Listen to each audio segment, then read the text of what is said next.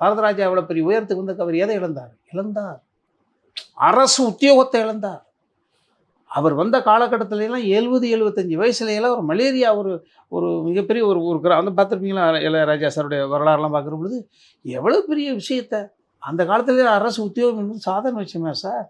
அப்பா அரசு உத்தியோகம் கிடைச்சா டக்குன்னு தி பெஸ்ட் பண்ண கொடுத்துருவாங்க.